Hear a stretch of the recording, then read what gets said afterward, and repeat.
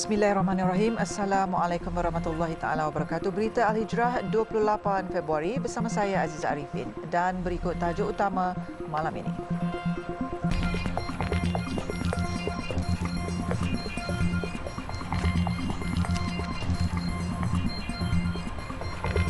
Pengasas ajaran kumpulan zikir Asmaul Husna didakwa. Juga berlumba di Lebuh Raya Dash, 2 suspek ditahan.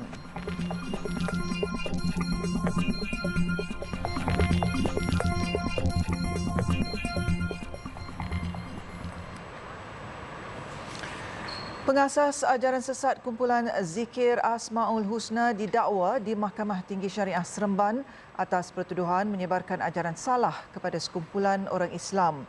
Bagaimanapun tertuduh Wan Masri Wan Muhammad, 59 tahun, yang digelar Ummi, mengaku tidak bersalah selepas pertuduhan dibacakan di hadapan Hakim Ruzita Ramli. Tertuduh yang merupakan bekas pensyarah sebuah universiti awam tiba di perkarangan mahkamah pada jam 10 pagi dengan memakai jubah berwarna ungu. Namun pada prosiding mahkamah bermula kira-kira jam 1.15 petang tadi, Wan Masri tetap dengan pendirian tidak mengaku bersalah dan memberitahu akan mengendalikan kes sendiri tanpa peguam. Mengikut pertuduhan, Wan Masri didakwa telah menyebarkan ajaran salah kepada sekumpulan orang Islam dengan menyatakan antara lain bahawa dirinya adalah jurutype Allah, ruh manusia daripada zat Allah dan segala tindakannya adalah berdasarkan arahan terus dari Allah. Kesalahan itu didakwa dilakukan kira-kira jam 9.45 pagi semalam di sebuah rumah di Kampung Nuri, Balai Panjang, Johor, Kuala Pilah. Berikutan itu tertuduh didakwa melakukan kesalahan mengikut Seksyen 52 Enakmen Jenayah Syariah Negeri Sembilan 1992 Pindaan 2019. Jika sabit kesalahan, tertuduh boleh didenda dengan denda tidak melebihi RM5,000 atau penjara tidak melebihi 3 tahun atau kedua-duanya. Mahkamah kemudian membenarkan Wan Masri dijamin RM4,500 dengan seorang penjamin dari kalangan penjawat awam. Kes ditetapkan untuk perbicaraan pada 4 April depan. Sementara itu, dalam perbicaraan berasingan, Wan Masri dijatuhkan hukuman penjara setahun dan denda RM3,000 oleh Mahkamah Rendah Syariah Kuala Pilah. Ia selepas tertuduh mengaku bersalah mengajar agama tanpa tauliah di sebuah kampung di daerah ini. Bekas pensyarah itu juga dikendaki menjalani hukuman 6 bulan penjara sekiranya gagal menjelaskan bayaran denda berkenaan. Semalam, media melaporkan Jabatan Hal Ehwal Agama Islam Negeri Sembilan menahan 18 wanita termasuk pengasas kumpulan zikir Asmaul Husna kerana disyaki terbabit dengan kegiatan ajaran sesat menerusi serbuan di sebuah rumah di Johor, Kuala Pilah. Mengikut laporan media itu, ketika serbuan, kesemua mereka berusia antara 20 hingga 60 tahun sedang mendengar kuliah yang disampaikan pengasasnya. Sebelum ini, ajaran itu pernah difatwakan bertentangan dengan Ahli Sunnah wal Jamaah oleh Jabatan Mufti Negeri Sembilan dan pengasasnya telah dipanggil Jabatan Kemajuan Islam Malaysia serta membuat pengisytiharan taubat pada Februari 2021. Susulan kes lelaki yang menikam seorang pesakit di Hospital Selayang 14 Februari lalu, Mahkamah Session Selayang hari ini memerintahkan tertuduh untuk menjalani pemeriksaan psikiatri di Hospital Bahagia Tanjung Rambutan, Ulu Kinta, Perak. Hakim Nur Rajiah Mazin membuat keputusan itu selepas membenarkan permohonan timbalan pendakwa raya Wan Nur Iman Wan Ahmad Afzal supaya Muhammad Khairul Kamul 22 tahun dihantar ke pusat psikiatri kerana dipercayai keadaan mental tertuduh tidak stabil. Pihak pendakwaan membuat permohonan itu di bawah Seksyen 342 Kanun Tata Cara Jenayah. Tertuduh ditahan dan menerima rawatan di Jabatan Psikiatrik Hospital Selayang sejak 15 Februari lepas. Tertuduh didakwa dengan sengaja mendatangkan cedera parah ke atas V. Satish Rao, 29 tahun, menggunakan sebilah pisau di zon kuning bahagian kecemasan Hospital Selayang pada 3.45 petang 14 Februari lepas. Pendakwaan dibuat mengikut Seksyen 326 Kanun Keseksaan yang memperuntukkan hukuman penjara maksimum 20 tahun dan boleh dikenakan denda atau sebat jika sabit kesalahan. Terdahulu Muhammad Khairul mengangguk faham selepas pertuduhan terhadapnya dibacakan, namun mahkamah tidak merekodkan sebarang pengakuannya. Ketika ditanya jurubahasa sama ada dia faham pertuduhan atau tidak, tertuduh mendakwa tidak sedar dan di bawah halusinasi serta terdengar bisikan-bisikan. Hakim Nur Rajiah tidak membenarkan jaminan terhadap tertuduh dan menetapkan 29 Mac untuk sebutan kes bagi laporan psikiatri tertuduh. Seorang penganggur dihadapkan ke Mahkamah Majistret Kluang atas 4 pertuduhan mengedar 43.17 kg dadah pelbagai jenis dianggarkan bernilai 2.16 juta ringgit. Bagaimanapun, tiada sebarang pengakuan direkodkan tertuduh. Berdasarkan kertas pertuduhan, Engkah Jun 27 tahun didakwa mengedar 37.42 kg dadah jenis ekstasi selain 3.2 kg Aromin 5 dan 2.5 kg dadah ketamin. Kesalahan itu didakwa dilakukan pada jam lebih kurang 1.30 petang di sebuah rumah di Jalan Bidara 2, Taman Suria, Keluang pada 16 Februari lalu. Dia didakwa mengikut Seksyen 39B-1-A Akta Dadah Berbahaya 1952 dan boleh dihukum mengikut Seksyen 39B-2 Akta sama. Jika sabit kesalahan, boleh memperuntukkan hukuman gantung sampai mati atau penjara seumur hidup selain dikenakan tidak kurang 15 subatan. Kes dikendalikan Timbalan Pendakwa Raya Siti Nurfarah Fazilun Izlin Ahmad manakala tertuduh tidak diwakili peguam. Mahkamah kemudiannya menetapkan 3 Mei ini sebagai tarikh sebutan semula kes dan serahan laporan kimia. Tiada jaminan ditawarkan kepada tertuduh. Polis menahan 2 lelaki warga tempatan disyaki terbabit dalam perlumbaan haram melibatkan 6 buah kereta di lebuhraya bertingkat Damansara Shah Alam Dash semalam yang dipaparkan dalam sebuah video tular. Kedua-dua suspek berumur 20 dan 29 tahun itu bekerja sebagai mekanik.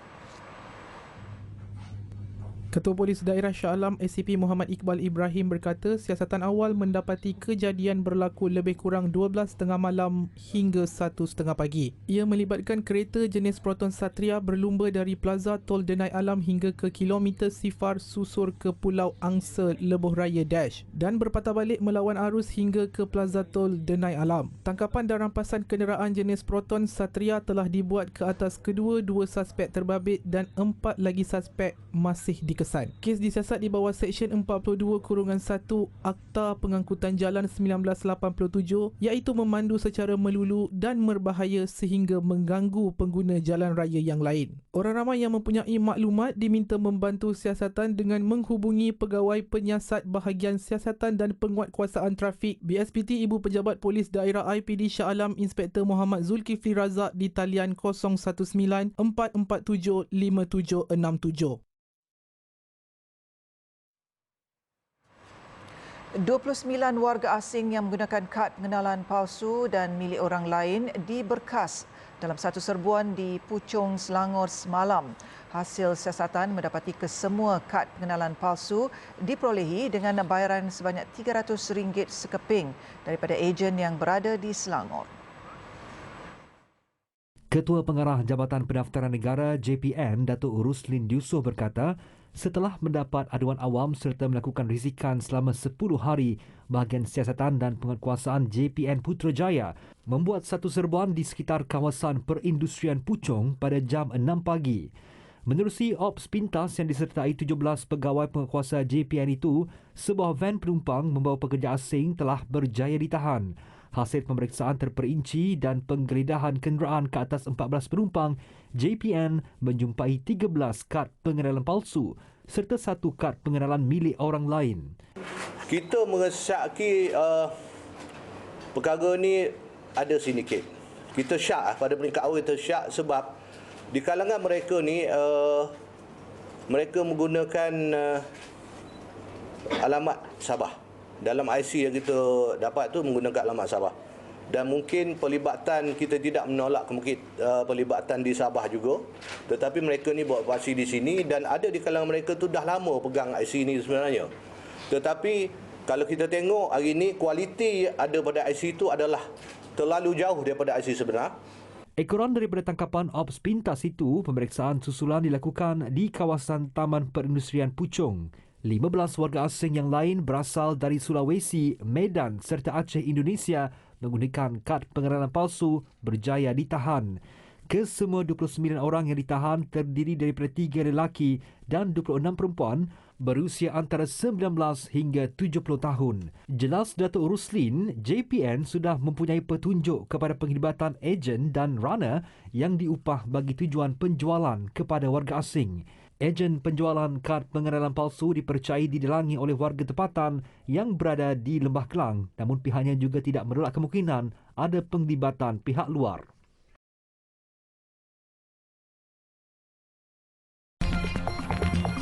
Hijrah prihatin santuni OKU pendengaran. Alhamdulillah bertemu kembali. Perdana Menteri Datuk Seri Anwar Ibrahim hari ini menerima kunjungan hormat Menteri Haji dan Umrah Arab Saudi Dr. Taufik Fauzan Al-Rabi'ah yang berada di negara ini sempena lawatan kerja 3 hari bermula Ahad.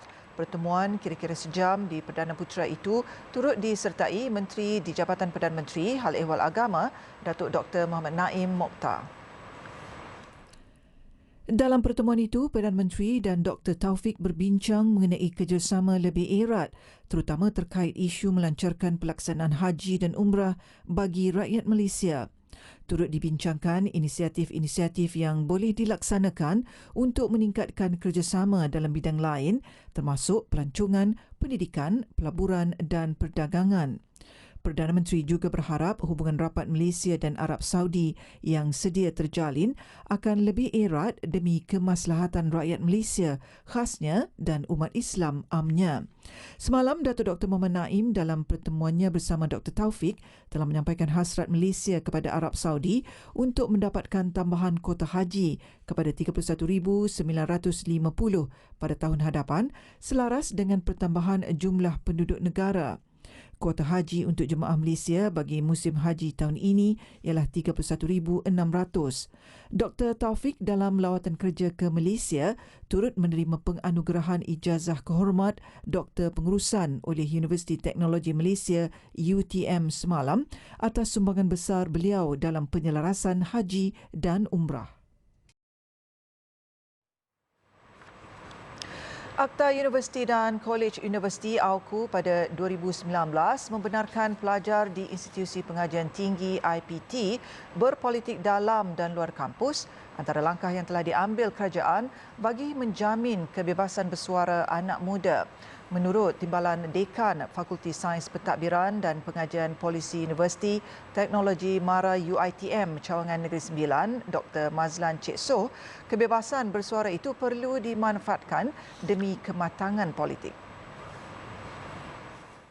Tentu sekali dalam dekad ini dengan cabaran yang lebih banyak dan lebih besar, mereka haruslah diberikan ruang yang serupa.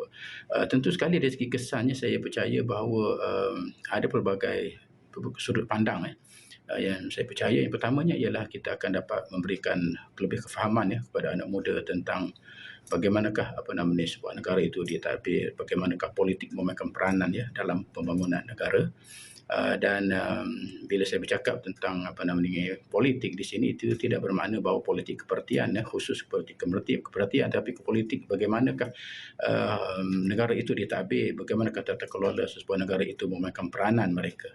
Tambah beliau, walaupun ruang bersuara diberikan kepada mahasiswa universiti, namun mereka harus memahami hakikat bahawa Malaysia adalah sebuah negara yang berbilang kaum dan agama yang mempunyai had-had tertentu ketika berbicara. Ia bagi mengelakkan timbulnya situasi yang tidak diingini. Jadi daripada segi demokrasi, saya percaya sekiranya ruang itu diberikan untuk mereka lebih bebas untuk bercakap tentang politik khususnya di kampus, ia akan dapat membantu ataupun mendorong kepada kewujudan sebuah demokrasi yang lebih matang kerana demokrasi itu pentingnya ialah partisipasi yang menyeluruh daripada segenap ruang lingkup masyarakat. Apatah lagi anak-anak muda ini khususnya yang 18 tahun ke atas telah pun diberi ruang untuk sama-sama terlibat dalam menentukan pemerintahan negara.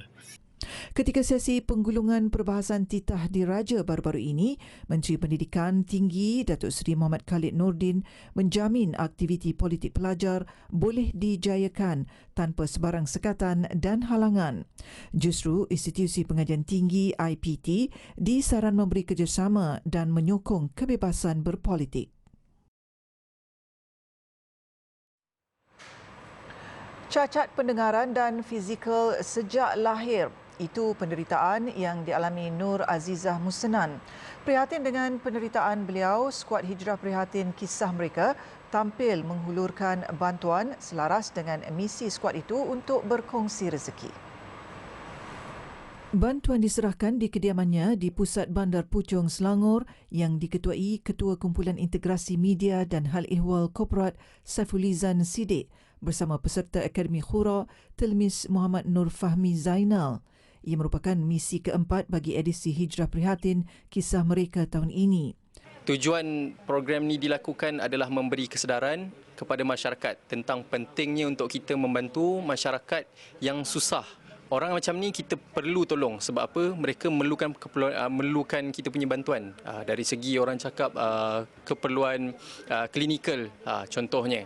Lagi kita tengok Cik Azizah, adik Azizah yang berumur 14 tahun tapi memerlukan bantuan dari segi wheelchair untuk beri kemudahan kepada beliau untuk berjalan, untuk pergi ke tandas, mandi dan keperluan seharian beliau lah.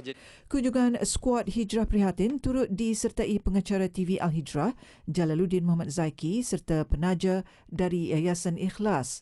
Bantuan ini adalah untuk meringankan beban mereka yang mana kita tahu keluarga mereka adalah keluarga yang kita sendiri tahu keluarga B40 yang menerima waktu sekarang ni menerima orang kata cabaran-cabaran kehidupan lah. Bentuk bantuan yang kami bagi adalah berupa wang tunai dan sedikit keperluan asas yang berupa beras, keperluan harian lah macam tepung, biskut dan juga sedikit minuman harian untuk pesakit dan keluarga lah.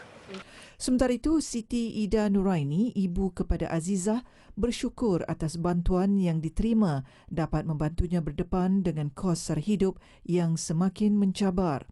Tambahnya lagi, kelahiran Azizah dianggap sebagai satu anugerah daripada Allah meskipun pelbagai cabaran yang perlu dihadapi. Cabaran saya masa punya anak yang ini anak syurga kan. Saya memang serba macam tak boleh nak teruskan hidup kan, tapi saya ada semangat lah. Semangat saya itu mungkin ini anugerah dari Allah kan. Mungkin di sebaliknya ada hikmahnya. Saya nak jaga dia sampai umur saya akhir hayat lah. Saya terima kasih lah kalau saya macam ada pihak puan-puan yang telah menolong Azizah ni kan dengan tim Al-Hijrah TV.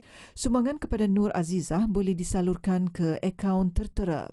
Skuad Hijrah Prihatin akan meneruskan misi mereka pada bulan Ramadan di Jitra Kedah menerusi program Bubur Lambuk.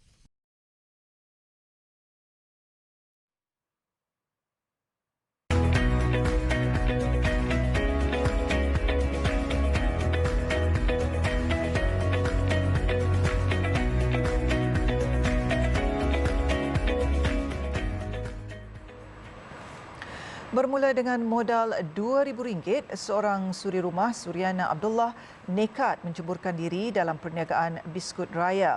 Bermula secara kecil-kecilan, suri rumah itu kini tidak menang tangan melayan pesanan pelanggan. Menurut Suryana, dia memulakan perniagaan biskut rayanya pada tahun 2020. Jelasnya, walaupun dipanggil biskut raya, namun ia boleh dibeli pada bila-bila masa. Bagaimanapun, permintaan biskut rayanya melambung setiap kali musim perayaan. Antara kuih yang dijual ialah tart nenas, tart strawberry, tart blueberry, Florentine, hazelnut coklat, almond crunchy, mazola dan semprit panjang. Kesemuanya dijual pada harga yang berpatutan. Menurut Suryana, kepuasan pelanggan sentiasa menjadi keutamaannya. Walaupun berdepan cabaran kekurangan peralatan dan tenaga kerja, ia tidak mematahkan semangatnya untuk menghasilkan biskut raya yang enak dan berkualiti. Suryana juga berhasrat untuk menjadi pengeluar biskut raya yang sentiasa mengekalkan rasa dan dapat mengeluarkan lebih banyak produk. Kepada yang ingin membeli, boleh menghubungi Suryana di talian tertera. Bakat dalam bidang jahitan tidak disia-siakan. Usahawan Zuraidah Muhammad Zain bermula secara kecil-kecilan di rumah. Kedai jahitnya kini berkembang kepada sebuah kios. Menurut Zuraidah, kios jahit Raida mula beroperasi sejak tahun 2012. Dengan pengalaman hampir lebih 10 tahun dalam bidang jahitan, tidak hairanlah hasil jahitannya mendapat maklum balas positif daripada pelanggan. Bekas pelajar terbaik Giat Mara itu menjelaskan, perniagaannya disokong oleh beberapa organisasi seperti Usahawan Baitul Mal, Tellers University, SME Corporation dan SME Bank. Pada akhir tahun 2021, Zuraidah berjaya mengeluarkan produk sulungnya iaitu Raida Maternity Dress. Ia merupakan pakaian jumpsuit casual maxi untuk wanita mengandung dari 1 bulan hingga ke 9 bulan. Pada tahun berikutnya, beliau mengeluarkan produk keduanya iaitu Raida Maternity Blouse 2-in-1 yang mana ia merupakan pakaian mengandung dan menyusu untuk para ibu yang dijual di semua cawangan butik tatih di seluruh Malaysia dan Manjaku cawangan terpilih. Zuraidah juga bakal mengeluarkan baju kurung Raida eksklusif edisi istimewa bercorak 3D beserta kain ela bercorak 3D untuk lelaki dan wanita. Okey, dapatkan koleksi Raida Fashion, baju mengandung maxi, baju blouse 2 dalam 1, baju mengandung dan baju menyusu dengan warna yang menarik.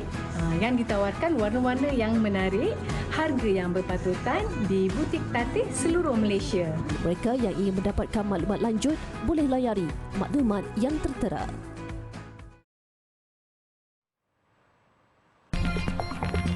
Kanada haramkan TikTok.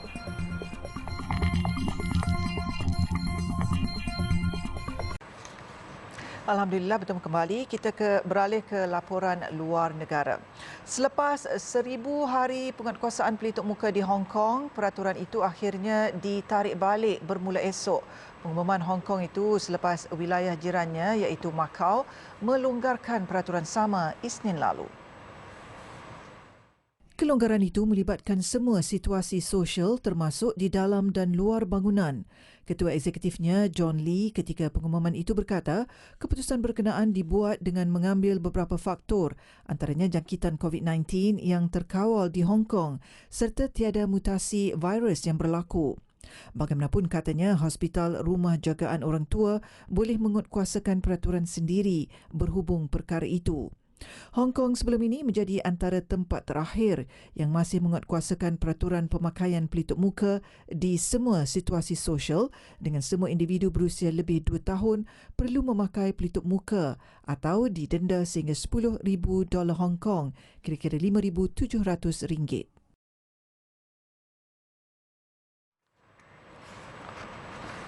Kanada mengharamkan TikTok dalam semua peranti kerajaan atas faktor keselamatan. Perdana Menterinya Justin Trudeau berkata walaupun beliau mengangkat prinsip kebebasan bersuara, namun pihaknya memandang serius isu perlindungan data, perlindungan keselamatan warga negaranya. Global Affairs Canada menghantar email menasihati pekerjanya bahawa aplikasi platform perkongsian video itu kini diharamkan susulan semakan oleh Ketua Pegawai Maklumat Negara itu. Larangan itu berkuat kuasa bermula hari ini. Kebimbangan terhadap aplikasi TikTok timbul apabila firma induk TikTok milik syarikat teknologi ByteDance Beijing membenarkan kerajaan China mengakses maklumat peribadi pengguna TikTok. Siasatan ke atas TikTok oleh kerajaan Kanada mendapati aplikasi itu menunjukkan tahap risiko terhadap privasi dan keselamatan yang tidak boleh diterima. Bagaimanapun, tindakan oleh kerajaan Kanada itu selari dengan tindakan beberapa kerajaan lain. Suruhanjaya Eropah dan Majlis Eropah melarang aplikasi itu dan majoriti pekerja Persekutuan Amerika Syarikat juga dilarang menggunakan aplikasi itu dalam telefon kerajaan. Sementara itu, Kongres AS sedang mengkaji undang-undang yang akan mengharamkan TikTok di seluruh negara. Angka korban akibat bot karam berhampiran pantai selatan Itali meningkat kepada 64 orang termasuk 14 kanak-kanak. Pasukan penyelamat menemukan beberapa lagi mayat dalam operasi pencarian yang digerakkan sejak Ahad lepas. Tragedi semalam menyaksikan bot yang membawa puluhan migran pecah akibat di badai laut bergelora. Bagaimanapun, 80 migran berjaya diselamatkan manakala sebilangan kecil lagi masih hilang. Bot yang syarat dengan pendatang dari Afghanistan, Iran, Somalia dan Syria itu dilapor dalam perjalanan dari pelabuhan Izmir di barat Turki menuju ke Eropah. Pantai di Itali merupakan laluan utama bagi pelayaran migran yang ingin mencari kehidupan lebih baik di Eropah. Kementerian Luar Pakistan berkata 20 warga Pakistan berada di dalam bot itu di mana 16 daripadanya selamat manakala 4 lagi masih hilang. Sementara itu, cebisan bot terbabit dilihat terapung di pantai selatan Itali. Perdana Menteri Itali Giorgia Meloni memaklumkan bahawa beliau telah memohon tindakan segera untuk menghentikan perjalanan bot pendatang bagi mengelakkan lebih banyak kematian. Sekian untuk malam ini. Ikuti kami di pelbagai platform media sosial seperti Facebook, Twitter, YouTube, Instagram dan TikTok. Juga layari alhijrahnews.com untuk laporan berita dalam dan luar negara serta artikel eksklusif. Saya Aziz Arifin, satukan ummah dengan ilmu bagi memperkasa Malaysia Madani. Assalamualaikum dan selamat malam.